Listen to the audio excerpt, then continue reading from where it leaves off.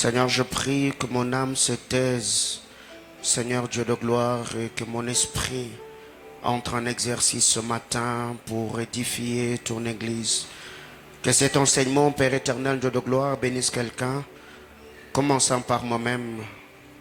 À toi et la parole de ta grâce, je me recommande au nom de Jésus. Amen. Que le Seigneur nous bénisse abondamment, la chorale, que le Seigneur vous bénisse. Quelle prestation magistrale ce matin. Je sens que la manière dont vous travaillez ce matin, ça commence à demander de journée de louange. Donc on vient comme ça, on adore. Toute une soirée, on adore, on loue, on célèbre le Seigneur. Et je crois que c'est une demande indirecte que je vous fais. Si avant la fin de l'année, vous pouvez nous convoquer afin que nous puissions adorer le Seigneur ensemble avec vous. Amen, amen. Pouvez-vous m'aider à saluer votre voisin? Que le Seigneur Jésus-Christ soit béni.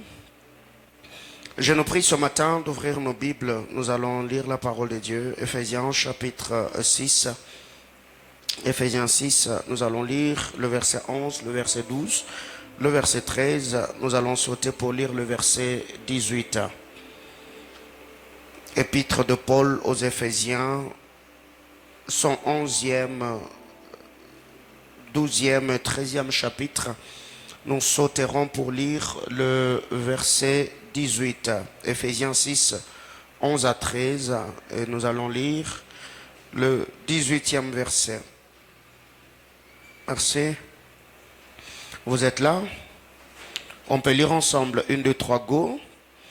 Revêtez-vous de toutes les armes de Dieu afin de pouvoir tenir ferme contre les ruses du diable, car nous n'avons pas à lutter contre la chair et le sang, mais contre les dominations, contre les autorités, contre le prince de ce monde de ténèbres, contre les esprits méchants dans les lieux célestes.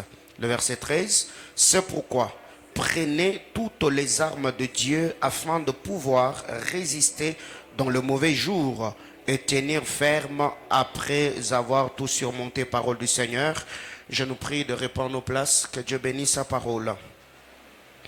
Revêtez-vous de toutes les armes de Dieu afin de pouvoir tenir ferme contre les ruses du diable, car nous n'avons pas à lutter contre la chair et le sang, mais nous luttons contre les dominations, contre les autorités, contre le prince de ce monde de ténèbres, contre les esprits méchants dans le lieu céleste. C'est pourquoi prenez toutes les armes de Dieu afin de pouvoir résister dans le mauvais jour et tenir ferme après avoir tout surmonté. Parole du Seigneur. Pour tous ceux qui n'étaient pas là la semaine, je vais partager avec vous pendant quelques minutes à titre récapitulatif ce que nous avons partagé le mercredi par la grâce du Seigneur.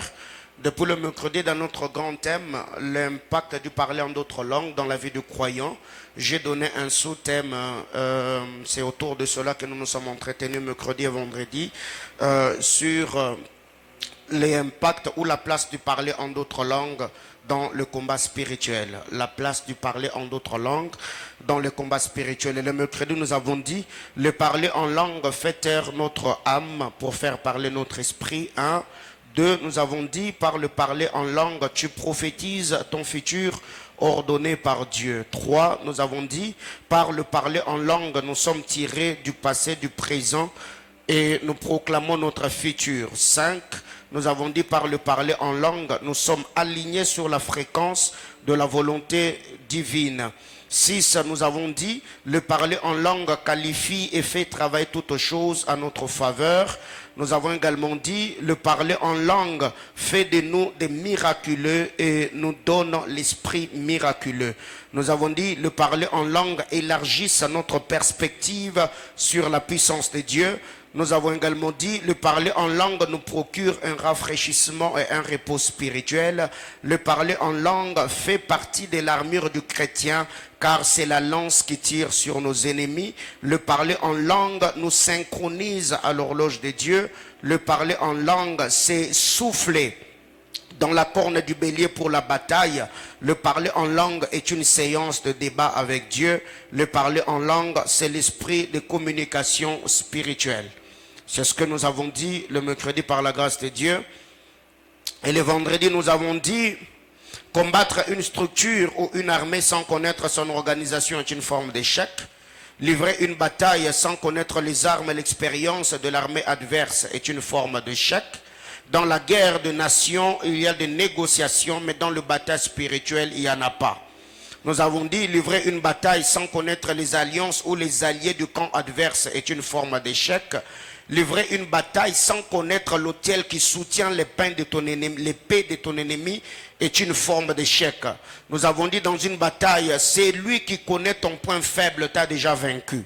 Nous avons dit dans une bataille, c'est lui qui sacrifie plus que toi, ne peut que te vaincre, à moins que tu t'associes ou tu t'attaches à l'alliance de quelqu'un qui est plus fort que celui qui te combat. L'obéissance et la fidélité sécurisent tous ceux qui s'engagent dans la bataille spirituelle. Nous avons dit, celui qui célèbre le force derrière ses victoires te vaincra. Nous avons également dit, celui qui connaît le mode opératoire de l'entité. Non, ça je ne l'avais pas dit, je crois que c'est par là que je vais commencer ce matin. Amen, amen. Alors, on met d'acclamer Jésus. Bien-aimés dans le Seigneur, comme je venais de le dire tantôt, la place du parler en langue dans le combat spirituel. Et je ne saurais pas vraiment revenir sur l'introduction du vendredi parce que j'ai introduit comme un relationniste de formation afin de faire asseoir mon enseignement parlant de deux types de force, la loi diplomatique et la loi de force, ça veut dire la loi de puissance. Mais qu'est-ce qui arrive ici dans le texte que nous venons de lire dans Éphésiens chapitre 6? La Bible déclare, nous n'avons pas à lutter contre la chair et le sang, mais nous luttons contre les autorités, contre les dominations, contre le prince de ce monde, contre les esprits méchants. Alors ce que nous devons retenir de prime abord, c'est que nous ne luttons pas contre les hommes. Nous luttons contre les esprits. Autrement dit, ne peut tenir ou ne peut vaincre dans cette bataille que celui qui est esprit. Je réitère, la Bible déclare, nous n'avons pas à lutter contre la chair et le sang. Dans d'autres versions, on dit, nous n'avons pas à lutter contre les humains. Mais nous luttons contre les puissances, contre les forces spirituelles. C'est ce que Parole de vie nous dit, nous luttons contre les forces spirituelles. Alors, si tu t'engages dans la bataille spirituelle, dans ta chair, tu es déjà un perdant. Ce qui fait qu'en lisant la parole de Dieu, dans Jean chapitre 1er, la Bible déclare que nous ne naissons pas d'en haut, nous ne naissons pas dans le royaume, donc la nouvelle naissance, par la chair ou le sang, ou par la volonté de l'homme, mais par l'esprit. C'est que ne peut être victorieux dans cette bataille que celui qui est spirituel, ou encore celui qui est esprit. Parce que quand les enfants d'Israël dans les livres de Nombre sont allés dans la terre promise Canaan, la Bible déclare, ils ont trouvé le fils d'Anak, qui était de la race des géants. Et quand ils font rapport à Moïse, ils ont dit à Moïse, parce qu'ils étaient dans la chair, ils ont dit à Moïse, écoutez, les hommes que nous avons vus, nous-mêmes, nous nous sommes vus devant eux, nous étions comme des sauterelles. C'est que ceux de la race de géants, c'était l'union des esprits spirituels ou des êtres spirituels avec le Fils des hommes. Je suis dans le livre de Genèse au chapitre 6. La Bible déclare, les fils de Dieu virent que le fils des hommes était belle, ils s'unirent et ils ont mis au monde une race de géants. Et quand ceux qui sont allés explorer la terre promise faisaient rapport à Moïse, ils ont dit, ceux que nous avons trouvés de l'autre côté, ce sont des hommes qui ont une très grande gabarit. Et nous-mêmes, à leurs yeux, nous nous sommes vus, nous étions comme des sauterelles.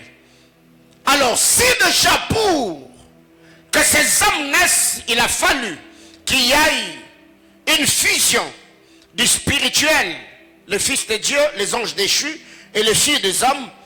Pour que Jésus-Christ vienne, il a fallu également que la puissance du Très-Haut, qu'il y ait une fusion entre une fille des hommes et la puissance d'en haut.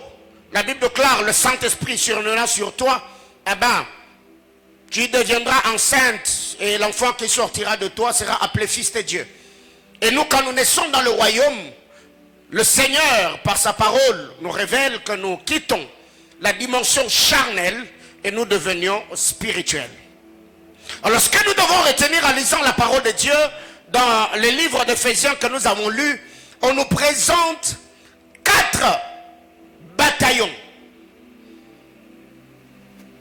4 bataillons qui s'opposent à nous. 4 bataillons qui nous attaquent. 4 bataillons qui nous entourent, qui nous accablent, qui nous oppriment.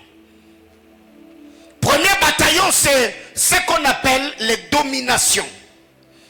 Nous n'avons pas à lutter contre les dominations. Ici, les dominations n'est pas une appellation parce que, nous l'avons dit le vendredi, que Satan, ce n'est pas parce que la prophétie disait que la postérité de la femme va l'écraser la tête que Satan est bête. Non. Satan a une armée très bien structurée. Satan travaille jour après jour afin de pervertir les hommes. Et cette perversion, c'est ce que Paul appelle au verset 11 les ruses du diable. La fourberie, ses stratagèmes, ses machinations et tout ce qui va avec.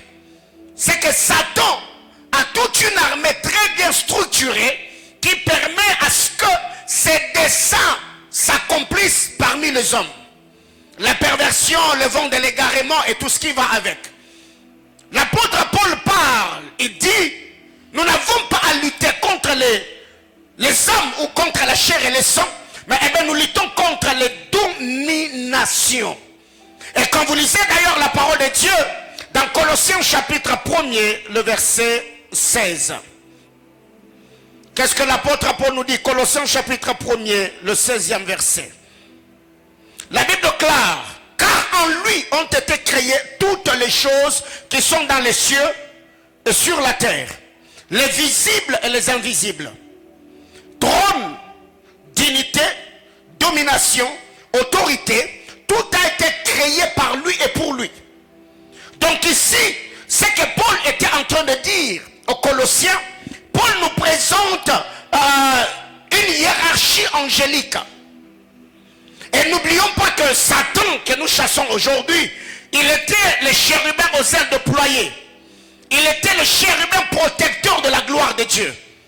Il était l'ange adorateur. Et quand l'apôtre Paul parle aux Colossiens, il dit en lui et par lui ont été créées toutes choses, dans le ciel et sur la terre, les visibles et les invisibles. Les visibles ce sont des choses qui sont sur terre. Les invisibles, c'est ce qui est dans les lieux célestes. Parce que quand on parle du lieu céleste, les lieux célestes, c'est les sphères des esprits. C'est là où les grandes décisions se prennent par rapport au sort de l'humanité. Et la Bible déclare, nous avons été bénis de toutes sortes de bénédictions spirituelles dans les lieux célestes en Christ. Donc c'est dans les lieux célestes que là, c'est là que les esprits règnent. C'est là qu'il y a des opérations. C'est là que de grandes décisions se prennent. Alors qu'est-ce que le frère Paul nous dit? Paul est en train de dire, quand en lui ont été créées toutes choses dans les cieux, sur la terre, les visibles et les invisibles, trône, dignité, domination, autorité. Paul nous présente 4 bataillons dans notre royaume. 4 rangs angéliques. Il y a des anges trône, il y a des anges dignité, il y a des anges domination, il y a des anges autorité. Je crois, quand je parlais sur le ministère des anges, j'avais expliqué ces choses en détail. Les anges trône, ce sont des 24 vieillards. Ce sont des anges décideurs autour du gouvernement de Dieu. Et je ne saurais pas revenir là-dessus parce que je ne parle pas des anges ce matin. Ça va nous amener dans beaucoup de choses. Mais ici, vous allez vous rendre compte que dans notre royaume, il y a des anges trône, il y a des anges dignité, il y a des anges domination. Et quand Paul parle aux Éphésiens, il dit nous n'avons pas à lutter contre la chair et le sang. Nous luttons premièrement contre les dominations. Alors, c'est quoi le problème de Jean avec nous ici quand on parle de lutte? Les luttes, ce n'est pas une guerre comme ça se faisait autrefois par des archers et tout. Donc c'est une lutte que vous avez corps à corps. C'est comme les lutteurs même du temps moderne. Donc vous êtes là en train de lutter corps à corps. Vous vous touchez. C'est que l'autre peut te feinter. Si tu te laisses emporter directement, tu es par terre et tu reçois un chaos. Alors qu'est-ce qui arrive ici? Vous allez vous rendre compte que quand Paul parle, il dit nous luttons contre les dominations. 1, 2, nous luttons contre les autorités. 3, nous luttons contre les princes qui dirigent le monde de ténèbres. 3e bataillon. 4e bataillon, ce sont des esprits mauvais. Dans nos versions, on les appelle les esprits méchants. Et les esprits méchants, la Bible déclare, ils vivent entre ciel et terre. Donc dans les lieux célestes. Quelqu'un est avec moi jusqu'au là? Mais ce matin, je ne vais pas parler des dominations, des autorités ou encore des esprits méchants. Mais je vais un peu m'attarder sur les princes qui dirigent le monde de ténèbres. C'est là que je vais introduire. Après, on va continuer parce que nous parlons de la place du parler en d'autres langues dans le combat spirituel. Et ce matin, c'est notre culte de famille. La Bible déclare que le prince de ce monde, ce sont ceux qui gouvernent le monde de la nuit. Là, je suis dans la version parole de vie. Parole de vie nous dit, nous luttons contre les princes qui gouvernent ou qui dirigent le monde de la nuit.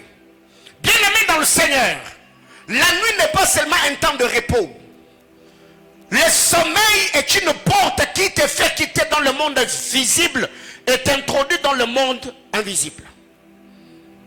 Ton lit est une porte qui t'introduit, qui te fait quitter le visible pour l'invisible. Ce que tu fais pendant les jours, tu le contrôles parce que tu as un programme. Pour ceux qui se réveillent avec des programmes, bien sûr. Mais ce qui va se passer la nuit, tu ne maîtrises rien. Tu ne contrôles rien. Quelqu'un ne peut pas dire aujourd'hui je vais au lit, quand je vais me coucher, à 22 heures je vais rêver. Non. Tout ce qui se passe la nuit, ce sont des choses qu'on t'a imposées. Quelqu'un me comprend? Personne n'a programmé un rêve. Personne n'a programmé de visions nocturnes. Cependant, Job, tantôt la Bible déclare, Dieu parle cependant d'une manière, tantôt d'une autre. Quand les hommes sont endormis, sur leur couche dans un profond sommeil, Dieu leur parle. Est-ce qu'il a demandé ta permission? Non, il est venu de son propre gré. Ce qui fait qu'il y a plusieurs personnes qui, quand ils vont au lit, et ils vont dormir. Mais il y a des esprits qui opèrent la nuit. Ça veut dire, quand tu vas dormir, le monde dans lequel tu entres, il y a toute une entité, toute une arsenal. Et cette bataillon qui gouverne ce monde-là, on les appelle les princes du monde de ténèbres. C'est qu'il n'y a que plusieurs personnes qui, quand ils vont au lit avec leur force. Mais quand ils se réveillent le matin, ils sont fatigués. Ils sont essoufflés. La nuit, pendant qu'ils dormaient, il a reçu des instructions divines. Quand il se réveille le matin, ça s'est envolé. Il ne se souvient plus de quelque chose. Alors, qu'est-ce qui se passe la nuit quand nous allons dormir?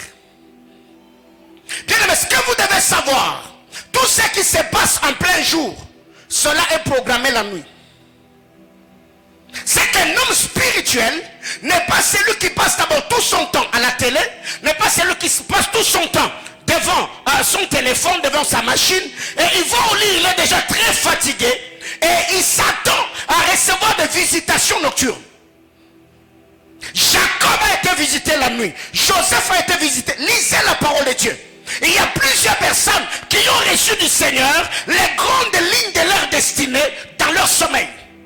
Parce que un rêve de 3 minutes peut contenir peut-être le condensé des grandes lignes de ta vie sur la terre des hommes. Alors imagine-toi qu'en dormant, tu reçois une telle révélation, mais quand quand tu te réveilles, tu oublies. Quelqu'un comprend de quoi je parle ce matin? C'est qu'un homme spirituel n'est pas celui qui se hâte d'aller au lit, mais c'est celui qui prépare son sommeil avant de monter sur le lit. Parce que la nuit ne commence pas à 22h, la nuit ne commence pas à 18h. La nuit commence à minuit et s'arrête à 4h. Quelqu'un me comprend?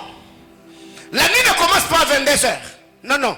C'est pourquoi les hommes spirituels sont ceux qui précèdent la nuit dans la prière. Et avant que le soleil, que l'aurore ne s'élève, ils sont déjà debout, afin de pouvoir libérer la parole de grâce sur leur journée. Car ceux qui travaillent la nuit, c'est à minuit qu'ils sortent, et c'est à 4h qu'ils rentrent.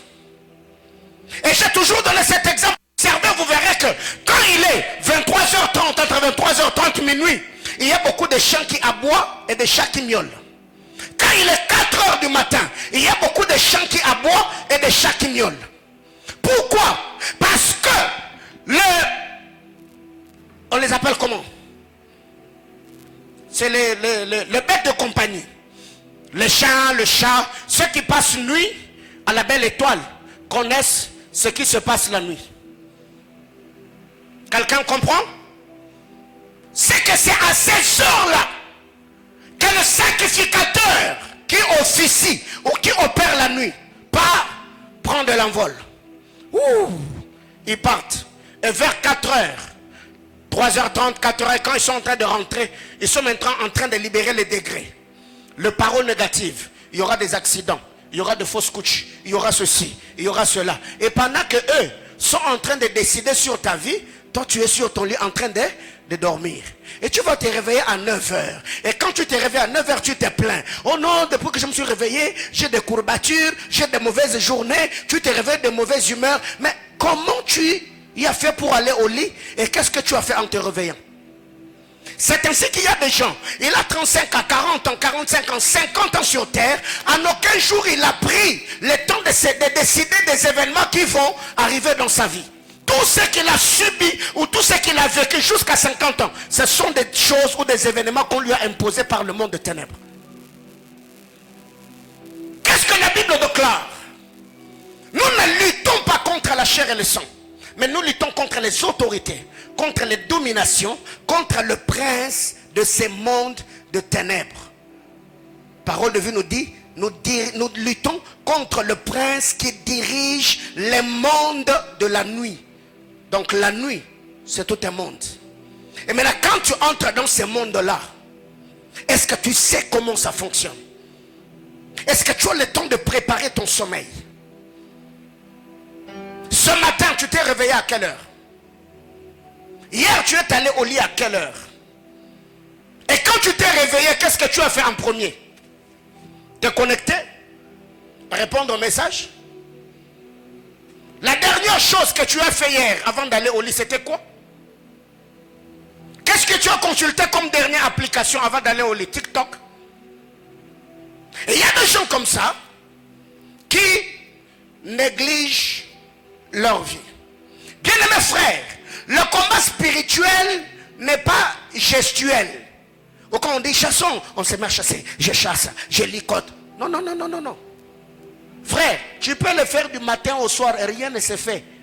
Le prophète de Baal, si c'était ça qui produisait les résultats, je crois, Élie allait être confus.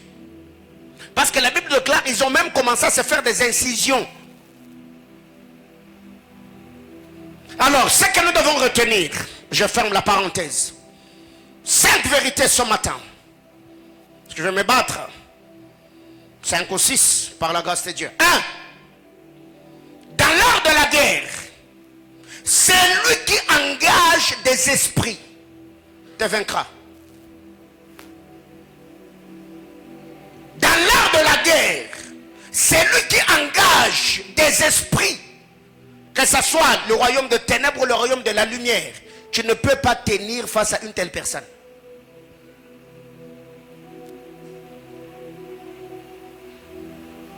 Parce que ici nous parlons des combats spirituels. Et d'ailleurs, ce mois de mai, je devais enseigner sur la puissance ou l'impact des alliances. Mais le vendredi après l'enseignement, je suis rentré à la maison avec un fardeau. Ce qui fait que la puissance ou l'impact des alliances, on parlera de certains moments de juin. Le mois de mai, on parlera sur l'art de la guerre.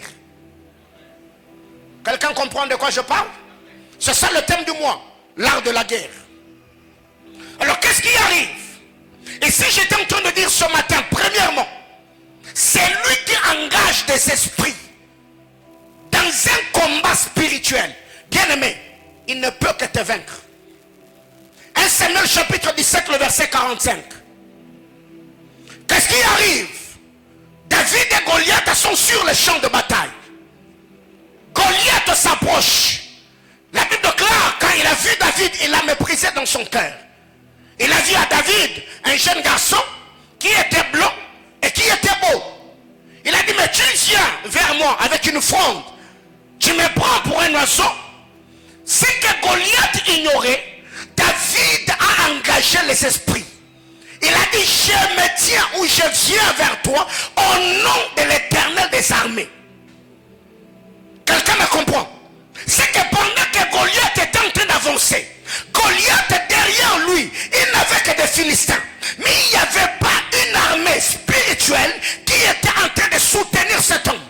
Et David, connaissant cela, David n'a pas dit à Goliath, je viens vers toi au nom de Saül, le roi d'Israël. Non, il dit, je viens au nom de l'Éternel. Autrement dit, David a engagé les esprits dans le combat qu'il avait avec Goliath. Ce qui fait que Goliath n'a jamais bougé quand David a lancé la pierre. Parce que les esprits que David avait engagés l'avaient bloqué. Quelqu'un me comprend? C'est que quand David a lancé la pierre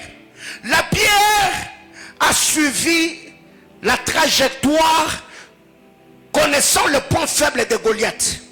Or, la Bible déclare que Goliath était armé partout. Il avait blindé son corps, mais il y a un endroit que Goliath n'avait pas sécurisé, c'est son front. Or, tous les Philistins qui étaient ressortissants de Gath, c'était des gens qui étaient nés. Ils avaient une grande gabarit, mais ils avaient un défaut sur leur corps, c'est que leur crâne était fragile. Quelqu'un me comprend? C'est que David, lui, humainement parlant, quand il regarde Goliath, il a décelé. Le premier défaut, c'est que Goliath était concis. Ça, c'est ce qui était connu. Mais l'information que David n'avait pas, les esprits que David avait engagés connaissaient le point faible de ceux qui étaient de Gath. Et c'est là qu'on a dirigé la pierre, et la pierre est entrée dans le front de Goliath. Bien-aimé dans le Seigneur, quand vous êtes dans le combat spirituel et que quelqu'un d'autre engage des esprits ou prend des esprits à sa solde, frère, tu ne tiendras pas. Lisez la parole de Dieu. Juge chapitre 4. La Bible déclare, Déborah la prophétesse, elle était assise sous le palmier en train de juger les enfants d'Israël. Il a appelé Barak. Il a dit à Barak, va combattre à Sisra. La Bible déclare, Barak lui a dit, je vais, oui, mais si tu ne viens pas avec moi, je ne vais pas combattre à Sisra. Et qu'est-ce qui arrive? Déborah prophétise et lui dit, ok, c'est pas un problème, je viendrai avec toi. Mais dans cette bataille, tu n'auras pas la gloire. Parce que Sisera sera tué par une femme. Et quand vous allez au verset 5, Déborah, après savoir et Barak remporter la victoire, Déborah se met à chanter. Et dit, les étoiles ont combattu contre Sisera. Juge chapitre 5.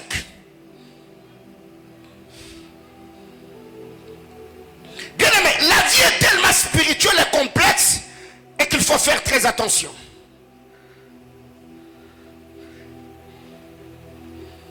Je suis au verset 20. Des cieux ont combattu. De leur sentier, les étoiles combattirent contre Sisera. Ça veut dire dans cette bataille-là, le ciel s'était engagé.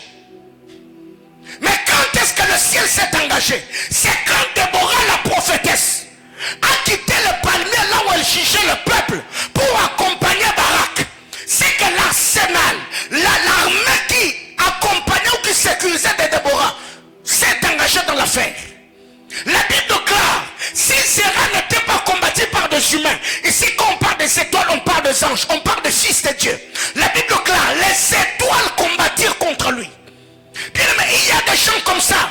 Vous êtes au boulot, vous avez des ennemis ou des gens qui ne t'aiment pas.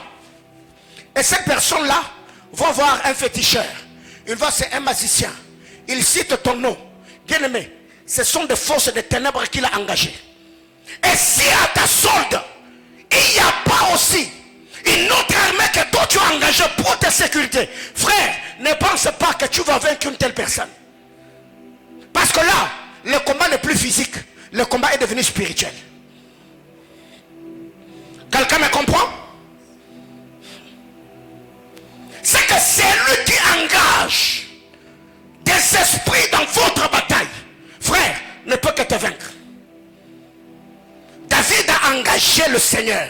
Il dit, je viens au nom de l'Éternel des armées. C'est quand on engage l'armée céleste, il s'engage. Dieu s'élève. Il a combattu et David est sorti victorieux. Bien-aimés frères, vous devez faire très attention. Je devais donner cet exemple, mais je ne le ferai pas ce matin parce que c'est une confidence. Il y a de réalités dans le monde spirituel que vous devez comprendre. Il y a des gens qui vont même au cimetière invoquer le mort. Quelqu'un me comprend? Tu peux avoir un problème contre quelqu'un. Il va au cimetière et dit, qui a suivi cette vidéo-là sur les réseaux sociaux? Ou une femme, on avait, je ne sais pas, déçu par un monsieur, elle a pris des bougies et autres, elle est allée au cimetière, elle était en train d'invoquer les esprits. Qui a suivi ça? Frère, la vie est spirituelle. Elle est allée, elle était pieds nus, avec une casserole, avec des bougies. Elle était en train d'appeler ses ancêtres et on filmait. On a mis la vidéo sur les réseaux sociaux. Et cette vidéo a fait vraiment le buzz. C'est que vous devez comprendre, la vie étant spirituelle, la personne avec qui vous êtes en guerre ou en compétition, si cet homme-là se décide d'engager les esprits, frère, vous devez être prudent. C'est pourquoi vous devez toujours prêter attention au dire de la personne quand même vous vous disputez. Quelqu'un me comprend? Oui. Même quand vous tu sens que la personne commence, oh non, au nom de mon père, hein, je jure sur la tombe de mon père. Oh oh oh oh oh. Ça, ce n'est plus humain. Hein? Alléluia. C'est que toi aussi, à ton tour, tu ne dois pas te taire. Tu ne dois pas prendre cela à la légère. Il faut également répliquer. Ça veut dire appuie-toi aussi sur une autre alliance afin d'engager les esprits. Oh mon Dieu, oh mon Dieu, oh mon Dieu. Bien aimé, écoutez. Dans cette alliance, Dieu nous a dit, aucun homme né d'une femme ne se glorifia sur la terre des hommes de nous avoir combattu, nous avoir achevés. Et quand déjà tu vois quelqu'un qui t'attaque, appuie-toi sur cette alliance parce que il y a des anges qui veillent sur l'accomplissement de cela. Dieu dit non, si toi tu me dis ce que tu me dis, moi Dieu m'a dit que sur terre, aucun homme ne se glorifiera de m'avoir attaqué, de m'avoir combattu, m'avoir vaincu. Quand tu le dis, c'est pas un slogan, c'est pas une parole en l'air, non. Tu es en train d'engager les esprits qui veillent sur l'accomplissement de cette promesse pour ta sécurité. Alors, vous comprendrez que le combat spirituel n'est pas nécessairement ce que nous faisons pendant les heures de culte. Je chasse, je renverse. Tu chasses quoi? Tu chasses qui? Tu y as que le poids. Et tu les chasses en t'appuyant sur quoi? Quelqu'un qui a passé tout son temps dans une boîte de nuit samedi, et il arrive le dimanche, il a le courage de chasser Satan. Quelqu'un me comprend? Deuxième vérité. Celui qui a l'appui de celui qui est plus supérieur à toi te vaincra. Celui qui est appuyé par quelqu'un qui est plus puissant que toi, il te vaincra.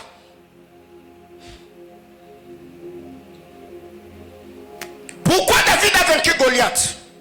Parce que Goliath était appuyé par l'être suprême qui était plus puissant que Goliath. Quand vous lisez la parole de Dieu dans Genèse 31, 42, Genèse 31, 42. C'est une portion d'écriture que l'on peut réciter par cœur. C'est Jacob qui parle à Laban.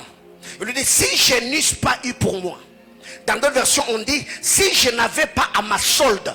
Dans d'autres versions, on dit, si je n'avais pas dans mon camp le Dieu d'Abraham, c'est lui qui quand Isaac, tu m'aurais ramené à vide. Pensez-vous que Jacob l'a dit comme des paroles en l'air? Non. C'est que Jacob connaissait l'histoire de ce qui s'est passé dans la maison de Laban. Laban était un prêtre. Oui, Laban était un prêtre. Laban avait des divinités dans sa maison qu'on appelle le téraphim. C'était des statuettes. Et quand Jacob a quitté la maison de Laban, Rachel a pris le téraphim de son père. Et Laban a poursuivi Jacob. Pourquoi? Parce que ce qui soutenait la prêtrise de Laban, c'était les statues qui étaient dans sa maison. Sans statue, Laban n'est plus prêtre. Parce que derrière les statues, il y a des forces surnaturelles. Et Laban s'est vu dépouiller. Et quand Jacob dit, si je n'avais pas pour moi le Dieu d'Abraham, c'est que Jacob est sorti riche parce qu'il était soutenu par une divinité qui dépassait les forces qui soutenaient les affaires de Laban. Quelqu'un me comprend? Laban s'est enrichi parce que les forces surnaturelles derrière ces dieux appauvrissait ceux qui travaillaient pour lui pour l'enrichir lui. Mais parce que Jacob était aussi soutenu par le Dieu d'Abraham, Jacob a appauvri Laban et il s'est enrichi.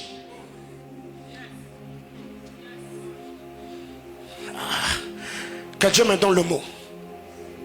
Bien-aimés frères, il y a un moment dans la vie, quand tu t'engages dans le monde spirituel, avant de chasser ou t'attaquer à un hôtel, pèse d'abord ton poids spirituellement. Face à la personne ou face à la structure, face à l'entité que tu veux détrôner, tu y as quel poids? C'est pour cette raison, plusieurs personnes ont vu leur vie être détruite. Ils se sont vus être dégradés dans le monde spirituel parce que vous vous êtes engagés à des entités qui sont plus forts que vous. Pourquoi les fils d'Exéva ont été tabassés et déshabillés? Parce qu'ils sont allés s'attaquer à quelqu'un qui était soutenu par des entités ou des forces surnaturelles qui le dépassaient. Ils ont dit, au nom de Jésus que Paul prêche, nous te chassons.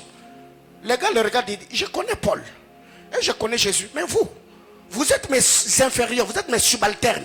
Par quelle autorité vous me chassez? Les gars les ont récupérés pour le corriger. Quelqu'un me comprend?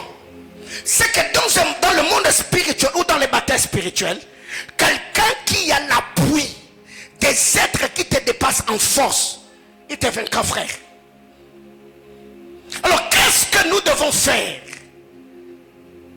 Je crois la semaine j'ai donné ce témoignage, je ne sais pas de ces féticheurs ou ces marabouts qui habitaient ici avant que l'église ne soit. Il m'a apaisé spirituellement. Et je me suis rendu compte, quand j'étais venu, je ne savais pas ce qui m'attendait. Je me suis dit, hey, et comme il a bouillé. Et quand je suis rentré toute la nuit, j'étais debout, l'insopradi. Le lendemain, quand je suis venu, les gars me regardent, me disent, tu es trop jeune, mais dans le monde spirituel, tu es trop loin. Bien aimé frère, ça peut arriver que la personne que tu as saluée, toi tu l'as serré la main. Mais spirituellement parlant, en faisant ça, il t'a pesé sans que tu es léger. Compter, peser. C'est pourquoi, quand vous saluez quelqu'un que vous ne connaissez pas, frère, il faut élever ton esprit. Je te serre la main. Et je sais très bien que dans cette entreprise-là, toi, tu as toujours été réputé que tu vas filmer. Et toi, tu penses que moi, je vais venir te serrer la main comme ça? Quand je te serre la main là, dans mon esprit, je suis en prière. Quand tu me fais ça, tu finis moi aussi, je te fais ça. Même si tu es mon supérieur, je te fais ça. Parce que nous avons toujours dit que le Saint-Esprit comprend le langage des signes et des symboles. Bien aimés frères, la vie est très complexe. la vie est très complexe. Commencez à être de plus en plus spirituel. Vous verrez comment vos destinées brilleront de la plus belle de manière. Maintenant, le problème avec nous, c'est que nous avons un zèle amer. Toi-même, tu sais que tu n'as pas la vie de prière. Mais tu t'attaques à ta tante là, qui a bouffé même tes grands frères, qui a bloqué toute votre famille, qui a fini la carrière de votre père. Et toi tu te lèves, au nom de Jésus, elle ne me fera rien, papa. Écoutez, il y a des chansons que nous chantons par moment. Oh, Bagosala Elo, papa. Toi là, on ne va pas te faire Eloko, mais on va te faire Biloko.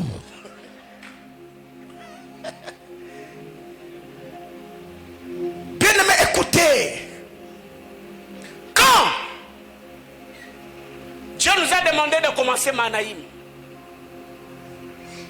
je savais que ça n'allait pas être facile.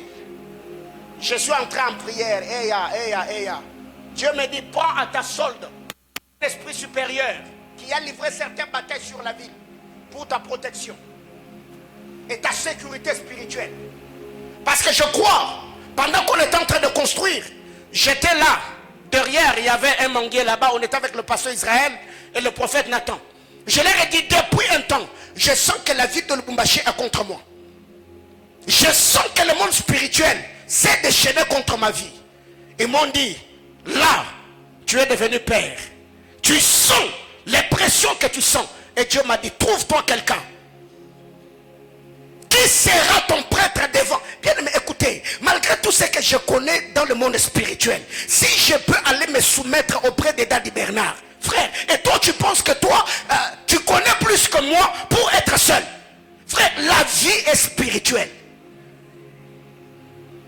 Car dans le monde spirituel, ne peut soumettre que celui qui est soumis.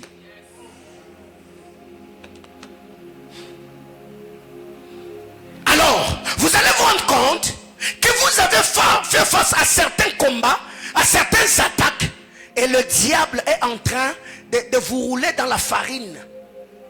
Parce que vous ne maîtrisez, vous ne comprenez ni les Écritures, ni la puissance de Dieu. Bien-aimés frères, les livres et les livres, la Bible est le livre le plus spirituel parmi tous les livres qui existent sur la terre. La Bible, quand tu te mets à ouvrir cette Bible, tu ouvres ta Bible, waouh! Dis-toi, la porte de la spiritualité était ouverte. Mais il faut connaître les principes qui peuvent te permettre à siéger et à être bénéficiaire. Jésus était spirituel, frère. Jésus était spirituel. 3. C'est lui qui t'a vaincu la nuit. Ne peut que te vaincre le jour. C'est lui qui a utilisé la supériorité sur toi. C'est lui qui t'a vaincu la nuit. La journée, tu ne peux pas le vaincre. Genèse 37, le verset 7 et le verset 8.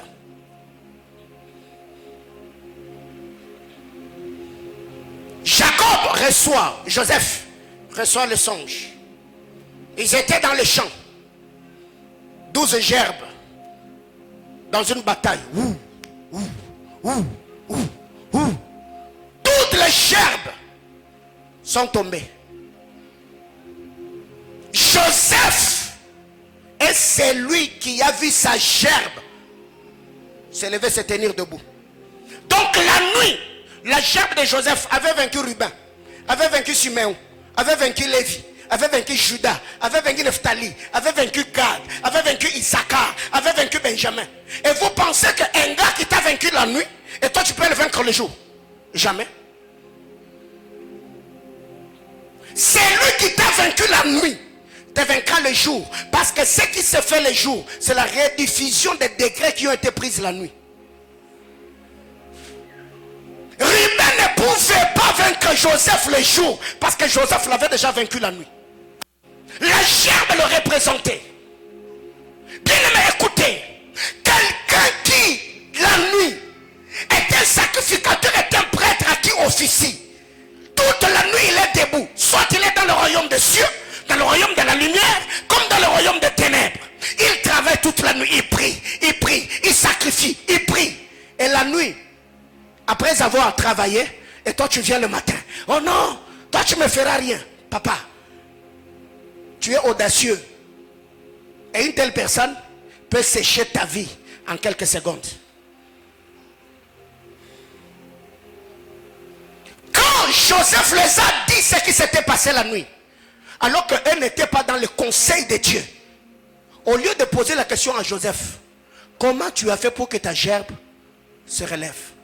Que devons-nous faire pour que nos gerbes... Non, non. Ils ont dit, est-ce que toi tu gouverneras sur nous? Papa, si quelqu'un vient et te dit, la nuit pendant que je dormais, j'ai vu qu'on était en train de te poursuivre. Ne dis pas d'abord nul et sans effet. Cherche à connaître qui te poursuivait. Pour quel objectif il te poursuivait.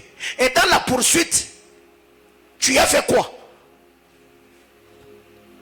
Mais très généralement, quand on vient nous raconter certains rêves, nous, on utilise une foi déséquilibrée. Oh non, ça n'arrivera pas. Au nom de Jésus, la Bible déclare, tout ce qui est révélé, ça n'a jamais été la Bible. Tout ce qui est révélé est condamné. Et tu l'as condamné par quoi? C'est lui qui te poursuivait. Qu'est-ce qu'il cherchait? Et pourquoi c'est toi qui étais poursuivi? Les hommes spirituels posent des questions afin de comprendre ce qu'ils doivent faire pour que les choses tournent à leur avantage. Pendant que tu dormais, tu t'es vu en brousse, tu étais perdu dans une forêt. Et quand tu te réveilles le matin, tu te mets à prier. Oh Seigneur, oh Seigneur, oh oh. Il faut poser des questions à l'esprit. Pourquoi je me suis retrouvé dans cette forêt-là? Qu'est-ce que j'étais allé faire là-bas? Est-ce qu'il y a quelqu'un qui m'avait vendu? Est-ce que c'est un combat de ma famille? Les hommes spirituels, quand ils ont de révélations, ils ne se mettent pas directement à prier. Ils s'asseyent, ils analysent, ils réfléchissent, ils cherchent le porte de sortie afin de pouvoir changer les choses en leur faveur. Mais nous, très généralement, nous sommes tellement équilibrés dans notre manière de faire, c'est que quand quelqu'un vient, il te dit, pendant que j'étais en train de prier, j'ai vu que tu t'es marié, mais un moment, j'ai vu un coup de foudre qui a retenti et ta robe s'était déchirée. Et au lieu de comprendre le langage spirituel, quel est l'esprit qui me réclamait directement? Toi, tu te mets à prier sans comprendre. Et maintenant, comme plusieurs n'ont plus la vie de prière, il prend une offrande de 10 $, de 20 $, il va voir le pasteur. Oh papa, je viens bâtir l'hôtel pour mon mariage. Et si le pasteur n'est pas aussi spirituel, pour poser la question, qu'est-ce qui s'est passé? Il va prendre l'argent, il mange, il va prier. Cette prière n'aura pas d'effet, parce que lui-même, il a prié sans aussi comprendre le but qui est derrière ton combat. Et tu vivras les choses même si tu as bâti ton hôtel. Quelqu'un me comprend? Est-ce que quelqu'un est là ce matin? Donc, c'est lui qui t'a vaincu la nuit ne peut que te vaincre le jour. Mais qu'est-ce qui a donné à Joseph la force de vaincre Ruben? C'était la tunique multicolore. Parce que Joseph était devenu le père, l'aîné de ses frères. Parce que son père l'avait introduit. Bien-aimés frères, c'est pour cette raison, un homme qui sait que sa destinée est précieuse, il se battra pour gagner la confiance ou réjouir le cœur des autorités que Dieu a placées sur lui. Tu as, papa, maman sont vivants, frères, bénis leur vie. Quelqu'un comprend de quoi je parle? Parce que Joseph, Jacob plutôt, est un père qui travaille avec l'échelle. Or, sur l'échelle de Jacob, il n'y a que des opérations. Élever les gens et les rabaisser. Alors, quand tu es en face de Jacob, fais très attention. Soit les anges qui sont sur l'échelle peuvent travailler en ta faveur, ils peuvent te prendre de là et te placer là-bas. Soit ils peuvent aussi te prendre de là, on te descend là-bas. Quelqu'un me comprend? C'est quand tu sens que tes parents sont vivants, il y a quelqu'un de ta famille qui a autorité. Frère, réjouissez le cœur de ces gens-là. Bénissez-le. Tu as un encadré spirituel que Dieu a placé sur ta vie. Réjouissez le cœur des hommes que Dieu a placés. Vous verrez la manière dont vos vies vont briller. Et ça, C'est un principe que j'utilise tous les jours de ma vie. Au jour d'aujourd'hui, je ne suis pas l'aîné, ni dans le sein de mon père, ni dans le sein de ma mère. Dans le sein de mon père, je suis l'avant-dernier. Dans le sein de ma mère, je suis le dernier. Mais, depuis 2015, ma mère est sous ma responsabilité. C'est moi qui fais tout. Quand elle est malade, même quand elle est ici, c'est moi qui paie son loyer à Kinshasa. Ceux qui sont à Kinshasa, c'est moi qui les nourris. C'est moi qui... Les médicaments, tout. Je le fais. Pensez-vous qu'une telle femme ne priera pas pour que Dieu te bénisse? Quelqu'un me comprend? Tu me comprends? Frère, n'aimez pas l'argent. Utilisez l'argent pour vous attirer les bénédictions dont vous avez besoin. 4. Livrer une bataille en dehors des instructions prophétiques est une forme d'échec. Bien-aimés frères, livrer une bataille en dehors des instructions prophétiques est une forme d'échec.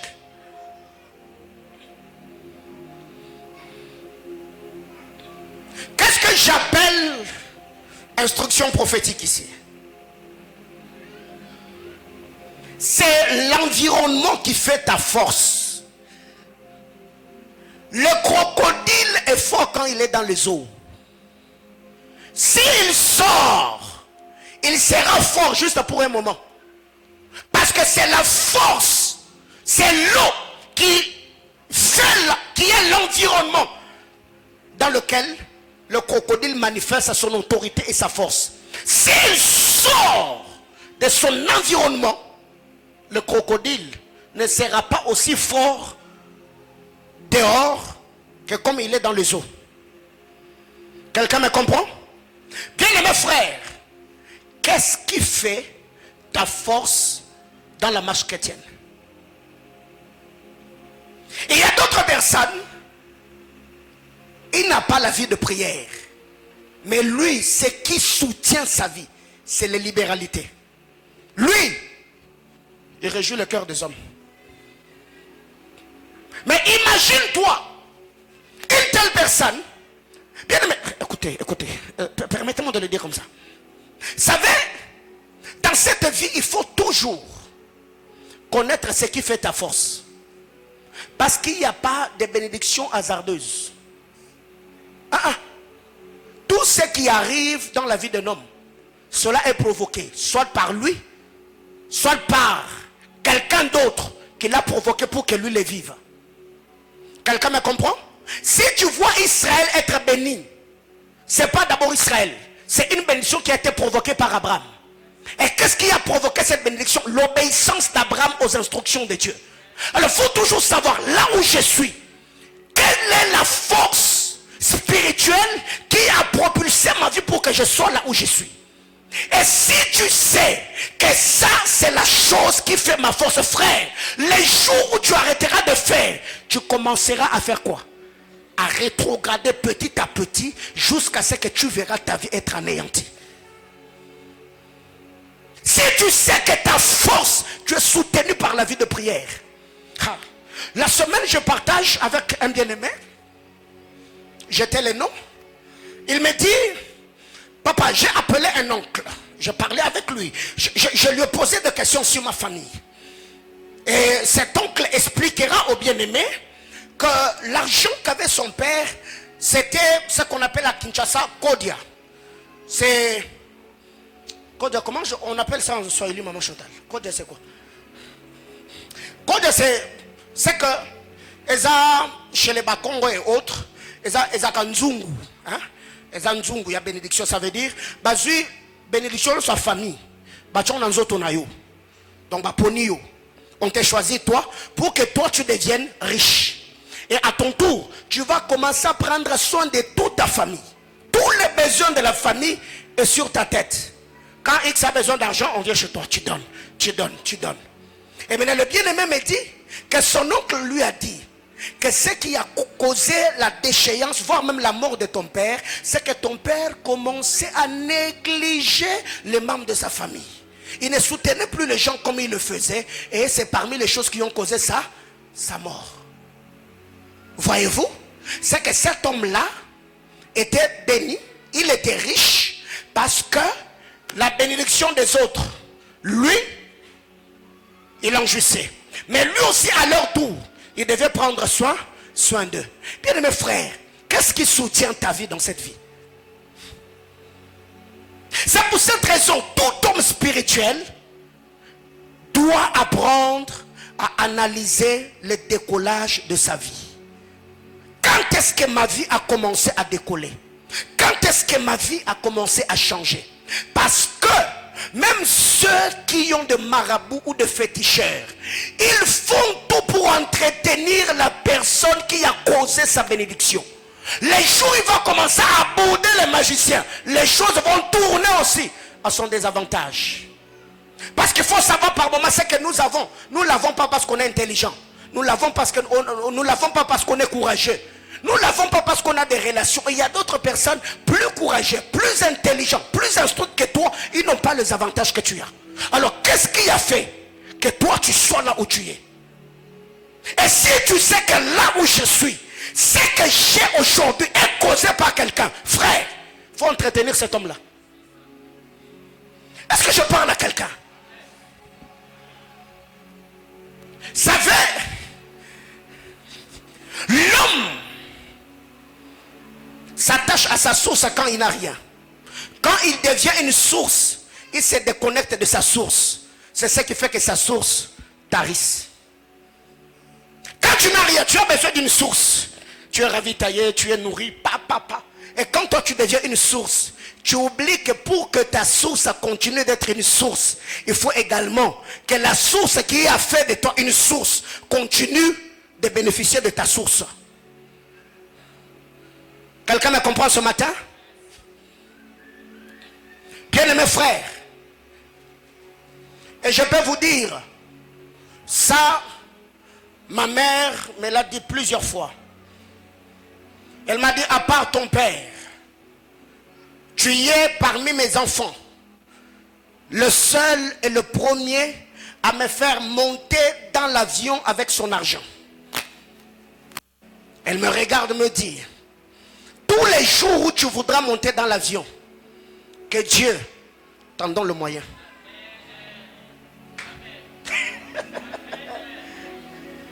Alléluia. Bien aimé, je ne sais pas si je parle à quelqu'un ce matin. Mais les billets d'avion, Kinshasa, Lubumbashi, c'est combien?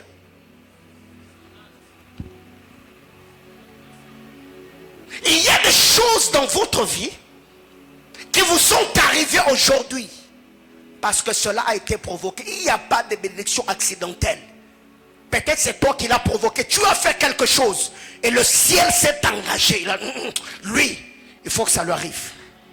Pourquoi le centenaire romain, lui qui était un païen, a vu la grâce visiter sa maison?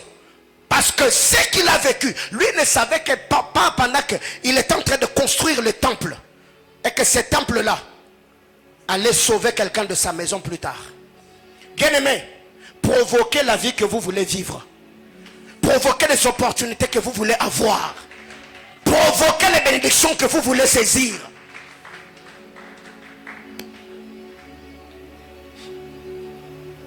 Récemment, j'étais en train de prier. C'est un exemple que je donne à la personne. Je l'ai vu dans la salle, va se retrouver. Ce frère, il est célibataire, il est jeune, il ne gagne pas beaucoup d'argent. Il ne gagne pas beaucoup. Peut-être c'est 250 ou 300 $ le mois. Mais il m'a dit, papa, moi dans mon alliance avec Dieu, je paye ma dîme anticipativement. Ça veut dire quand il est déjà en décembre, il paye et sa dîme de décembre et sa dîme de janvier. Voyez-vous? Et depuis lors, je l'observais. Et récemment, j'étais avec lui au bureau, je me suis entretenu avec lui. Quand il est parti, le Seigneur m'a donné une parole. Lui là, il faut faire ça pour lui. Et je ne lui ai pas encore dit cela. C'est qu'il y a des choses dans votre vie, provoquez la vie que vous voulez vivre. Provoquez la gloire que vous voulez avoir dans votre vie.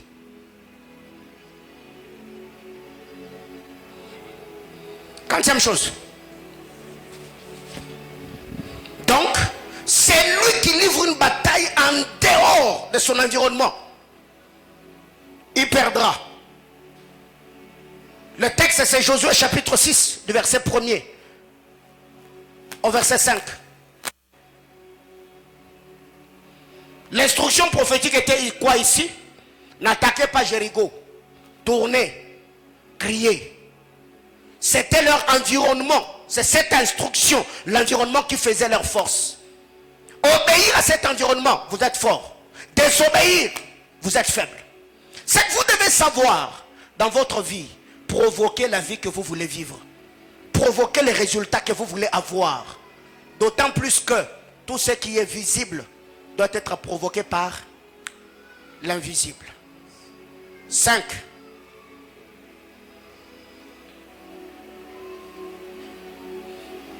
Dans l'art de la guerre, si c'est lui que tu combats, ou c'est lui qui te combat, à un hôtel, là où il doit être, tu ne feras rien. Donc je le dis, si la personne que tu combats ou la personne que tu attaques a un hôtel là où il doit être, tu ne le bloqueras jamais. Si la personne qui te combat ne sait pas que ce qu'il combat dans ta vie, il y a un hôtel là, cet homme-là ne fera rien. C'est ce que Pharaon n'avait pas comme sagesse ou comme instruction. Pharaon était en train de combattre les enfants d'Israël pour qu'ils ne puissent pas sortir pour aller en Canaan. Mais ce que Pharaon oubliait, c'est qu'à Canaan, il y avait un hôtel qu'Abraham avait déjà bâti. Isaac avait bâti un hôtel, Jacob avait bâti des hôtels. C'est que les hôtels de Canaan réclamaient ou appelaient ceux qui étaient en esclavage, jusqu'à ce qu'ils ont rejoint l'hôtel qui avait été bâti pour eux. Bien-aimé dans le Seigneur, quand tu entres dans une guerre, dans une bataille avec un homme, et si cet homme-là, ça s'appelle comment? Le poste qu'il doit occuper, il y a déjà un hôtel qui le réclame. Peu importe ce que vous ferez, comme manigance, comme ruse, comme fourberie, rien ne le bloquera. C'est pourquoi les hommes spirituels, avant de vivre ce qu'ils doivent vivre, ils précèdent, ils anticipent. C'est pour cette raison, récemment, je crois la semaine, le mercredi, j'étais avec les étudiants à l'ISC, invité par le berger Gabriel et le berger héritier. J'ai dit aux étudiants, vous vous battez, vous vous battez, vous vous battez, vous vous battez. Tu vas à l'université, tu étudies. Et tu attends finir les études pour aller écrire j'ai l'honneur. C'est que tu n'es pas instruit. Avant de finir les études, commence à bâtir des hôtels qui vont soutenir ta carrière professionnelle. Je suis en G2, je suis en G3, mais je fais des offrandes pour mon travail. Shemira n'avait que 3 ans l'année passée quand je commençais à bâtir des hôtels pour son mariage. Je sais que dans ma famille, il n'y a pas une femme qui est épanouie. Et je peux vous dire aujourd'hui, je ne sais même pas si dans ma famille, j'ai un beau frère qui a un compte en banque de $100. Et dans une telle famille, bien mes frères, écoutez, je ne peux pas négliger la destinée de mes enfants. Je me dis au jour d'aujourd'hui, avant que Shemira n'atteigne l'âge d'être draguée, il y a déjà des hôtels que j'ai bâtis. J'ai prié et je libère ces paroles sur ces enfants. Que Dieu le garde afin que mes filles ne vivent pas ce que mes soeurs, voire même ma mère a vécu. Maintenant, vous jusque-là, tu as besoin de mariage, mais tu attends d'abord que quelqu'un te drague. Mais frère, tu ne sais pas peut-être si c'est ton offrande là qui va attirer les dragueurs. Cher papa, dès que le médecin vous dit oh ton épouse est enceinte, commence à sécuriser la vie de ton enfant. Sécurise la vie de l'enfant. Jésus avait quel âge? Moïse avait quel âge quand Pharaon voulait le tuer? Ils avaient quel âge? Bien mes frères, il y a des enfants aujourd'hui qui n'ont pas vu leur vie décoller parce que les parents à leur jeune âge, ils n'avaient pas fait ce qu'ils devaient faire pour garantir l'avenir de leur enfant. Alors nous de cette génération, on est tellement spirituel, on est tellement illuminé, je sais. Et il y a des batailles que je ne saurais pas livrer. Alors comme je ne saurais pas tout faire pour donner le bonheur à mes enfants, j'ai bâti des hôtels, j'ai investi. Oh mon Dieu, j'étais en train de dire à quelqu'un, avant que ton fils ou ta fille n'atteigne l'âge de la maturité, qu'ils aient déjà un compte en banque spirituel, les offrandes que tu fais, les offrandes que tu donnes, le sacrifice, tu es en train de ravitailler leur compte. Quand ils seront dans les besoins, ils ne manqueront jamais l'argent.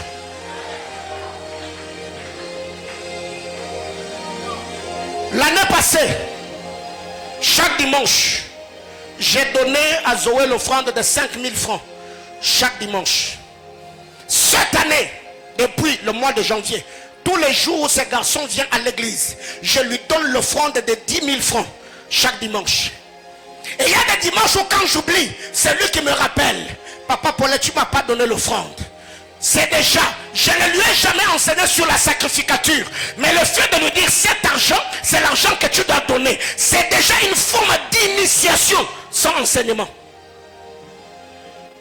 Et vous pensez que ce gars-là, quand il atteindra l'âge, il va négliger les offrandes? Non, il sait que mon père m'avait déjà initié à ces choses très tôt. Bien-aimés frères, il y a des gens aujourd'hui, vous vous battez pour rien. Récemment, je parlais avec un des serviteurs de l'église. J'ai dit, il y a plusieurs personnes qui ratent les opportunités de leur destinée parce qu'ils sont tellement attachés aux miettes qu'ils ont aujourd'hui que ça les empêche de vivre les grandes choses que Dieu les a destinées. Et aujourd'hui, frère, je me sers de l'argent pour atteindre les objectifs, mais l'argent ne m'impressionne jamais. Mon cœur n'a jamais été attaché à l'argent. L'argent que Dieu me donne, je l'utilise pour m'attirer les plus grandes faveurs.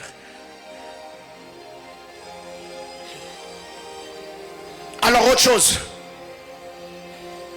la qualité du son qui est sur ton hôtel détermine ou déterminera la quantité de batailles que tu remporteras. La qualité du son détermine la quantité de tes victoires. La qualité du son détermine la quantité de tes victoires. Pourquoi aujourd'hui la victoire spirituelle, pourquoi nous l'avons? Malgré les légions de démons qui nous attaquent, pourquoi nous l'avons? Parce que le sang qui a été versé est un sang de qualité. Ok, spirituellement parlant, Jésus a versé le sang pour te racheter du péché. Et quel est le sang que toi tu dois verser pour racheter ta richesse? Car la mort de Christ à la croix, Jésus est mort pour nous racheter de la loi de la mort, du péché et de la mort. C'est ce que Romain nous dit, n'est-ce pas? Ok, je suis sauvé parce que j'ai cru en mes péchés sont pardonnés. Mais est-ce que parce que tu es sauvé que tu es riche? C'est parce que tu es sauvé que tu es marié? C'est parce que tu es sauvé que tu as des enfants? Ok. Le salut, c'est le travail que Jésus a accompli. La richesse, c'est le travail que toi tu dois accomplir. Du riche qu'il était, il s'est appauvri pour que nous soyons riches.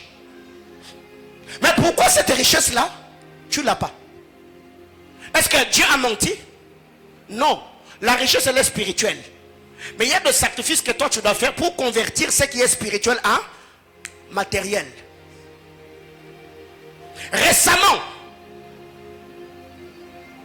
j'ai balancé sur les réseaux sociaux, sur les statuts, que Kasumbalesa, on était dans le besoin.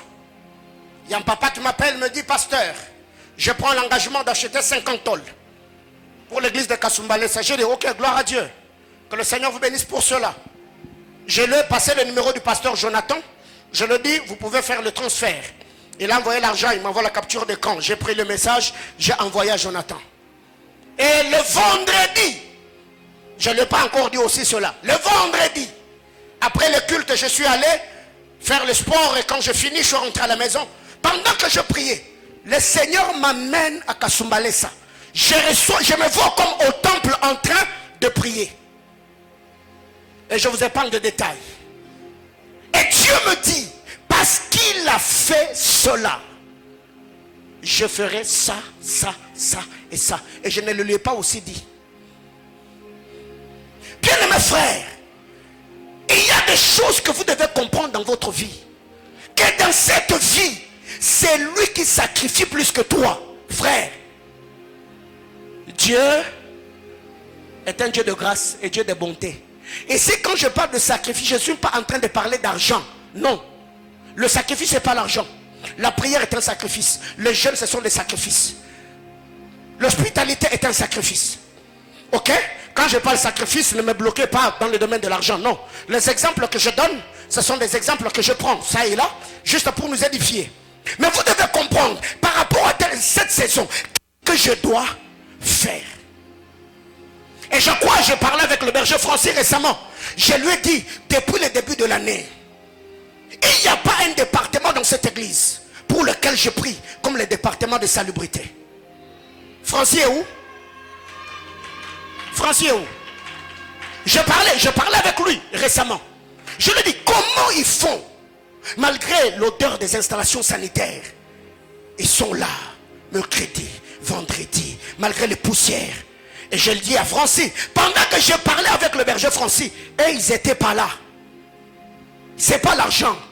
Ils ne donnent pas l'argent. Mais seulement le fait de venir portionner. Frère, vous ne savez pas certaines choses que vous négligez dans votre vie. Ces bénédictions que ça peut vous attirer. Et les jours que ces soeurs et ces frères qui sont en train de travailler ici, les jours que Dieu le visitera, certaines personnes, que ma femme va vivre à l'élo, il y a peut-être un sacrifice moboye. Et cette femme-là, si elle entre dans ce mariage et qu'elle voit les choses en train de... Elle peut dire à Dieu Nzambe, Kanisa va pousser non seulement odeur à ma toilette et kotanga na bomwana. Frère, il y a des alliances que vous devez apprendre à engager dans votre vie. Et quand tu les dis, tu sais et tu sais que c'est... Frère, je donne cet exemple et je donne le dernier point en prix. Orphelin de père. En 2008, mon grand frère m'avait branché quelque part pour que je commence à travailler.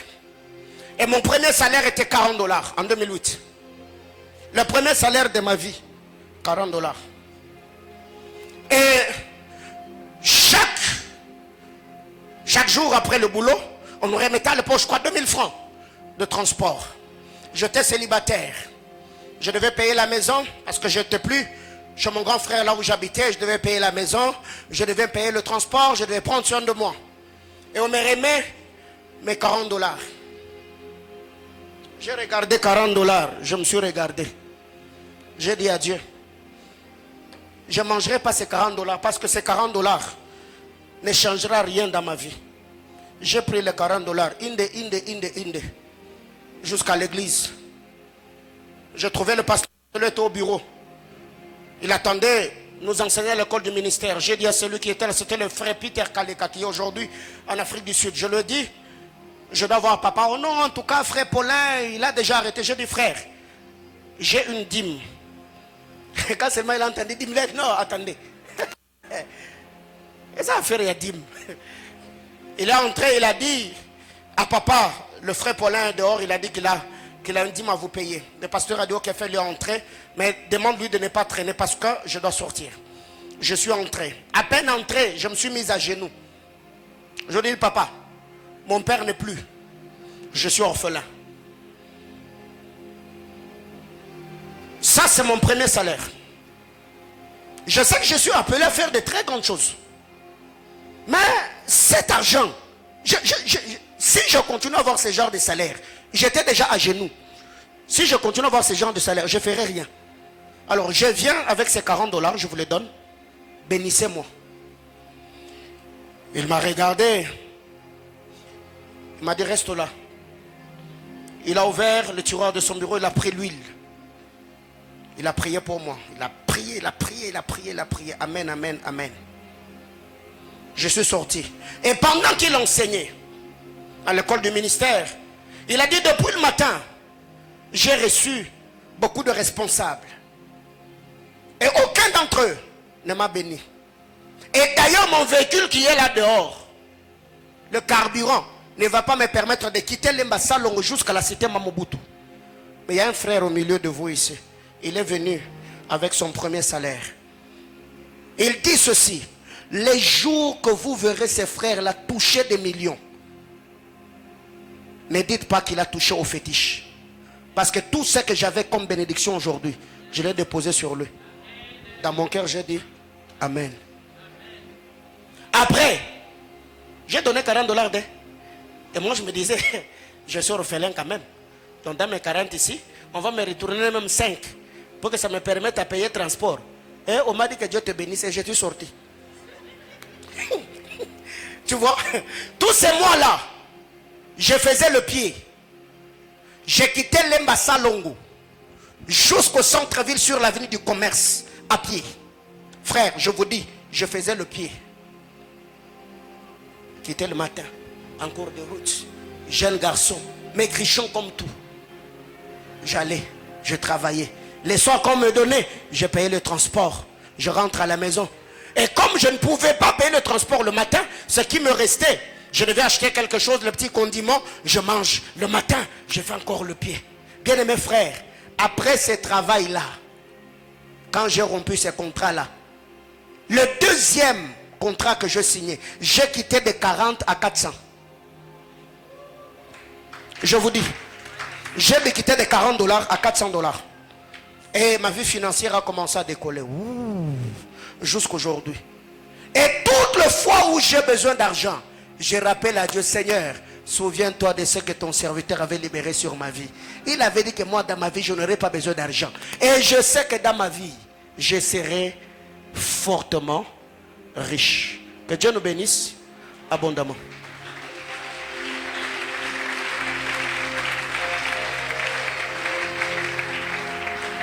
Je finis ce matin. On va prier le Seigneur. Je crois qu'il y a tellement de choses à enseigner. D'ailleurs, cet enseignement, je n'ai pas fini. Je reviendrai là-dessus quand le Seigneur nous donnera l'occasion. Mais ce matin, je voudrais que quelqu'un prie selon ce que tu as compris ou retenu dans cet enseignement. Je ne sais pas ce que Dieu t'a dit ce matin. C'est pour cette raison, frère, apprenez à faire du bien aux gens qui vous entourent. La Bible déclare: à cause de l'hospitalité, plusieurs ont hébergé des anges dans leur maison. Toi, tu as pris cette fille-là, ce garçon-là, parce qu'il est orphelin. Il habite dans ta maison. Mais tu ne sais pas ce que Dieu est capable de faire seulement parce que tu as abrité quelqu'un. Je voudrais ce matin que quelqu'un prie le Seigneur selon ce qui a retenti dans ton esprit. Mais après cet enseignement, je ne vous ai pas dit allez faire des offrandes sans révélation. Parce que nous, par moment, on est comme ça. Parce que le pasteur a prêché comme ça. Après, oh non, je viens bâtir l'hôtel. Tu vas bâtir l'hôtel pourquoi? C'est parce que je dis. Moi, j'ai enseigné. Donc, tu bâtiras des hôtels les jours que tu auras une révélation sur le pourquoi des hôtels que tu vas bâtir. Si tu vas rester assis, c'est toi. Si tu vas aller à genoux, c'est toi. Si tu vas rester, tu vas te tenir debout, c'est toi. Mais je voudrais que pendant quelques petites minutes, que nous prions le Seigneur par rapport à l'enseignement de ce matin. Élevons nos voix, prions.